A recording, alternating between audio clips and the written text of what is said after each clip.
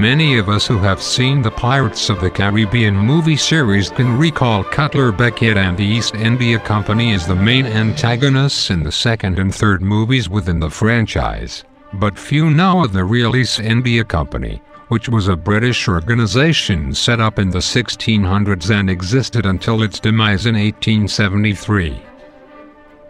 The company's roots begin with English exploration and trade into Southeast Asia and India in the late 1500s, as it was set up to trade within the territories the English explorers had initially come across. It was established by a royal charter on December 31, 1600. At the start, the government wanted the company to get involved in the East Indian spice trade, which was highly lucrative. The company began trading spices from India, but they soon came across opposition. The Dutch East Indies, now Indonesia, and the Eastern Trading Company and the Portuguese had already made a stake in Southeast Asia/India, and did not enjoy the English presence there. The Dutch, in 1623, tried to destroy the other companies in Southeast Asia by executing the other traders in the area in what is known as the Amboina Massacre. Their heavy-handed attempt to make a trading monopoly in the region only resulted in hostile tensions and conflict, and once the English had chased Portuguese traders out of India, they held a monopoly with the Mughal Empire, who gave them access to their silk, indigo, and cotton resources to trade. By the early middle 17th century, the East India Company also began using slave labor for work and for wealth, using enslaved peoples for work on the resources in India. The company also sent slaves to St. Helena in the Atlantic Ocean along with Angola. Most of the slaves were from English territories in East Africa. The slave trade reached a peak in 1750, but then ended in the 1770s. In the latter half of the 18th century, cotton trade took a fall, and the East India Company felt it. To offset their losses, in the 19th century, the organization decided to trade tea along with illegal opium to China.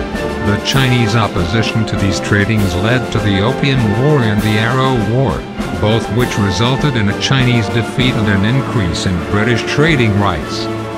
Despite the victory, the company was failing still, as even when it merged with its opposition, the United Company of Merchants of England, in 1708, it still could barely keep its head above the water, while in the past territories in Southeast Asia were more or less controlled by the company, such as Bengal and India. This began to change in the late 18th century with acts such as the Regulating Act and the 1784 India Act, which put Southeastern Asia more in the control of the state. The company lost political and trade control, and in 1813 rival companies broke the monopoly. By the 1830s the company simply managed India, but it lost that role after a revolt in India. In 1873 the company was dissolved and closed, ending its existence as a legal entity. The story presented in The Pirates of the Caribbean for the East India Company as a brutal, heavy-handed force for British economics and control is then, in conclusion, very accurate. While they may not have seen Davy Jones or fought with the so-called non-existent Brethren Quarter Captain Jack Sparrow, their history is still an interesting one, with a legacy that can still be seen today in the territories they presided over.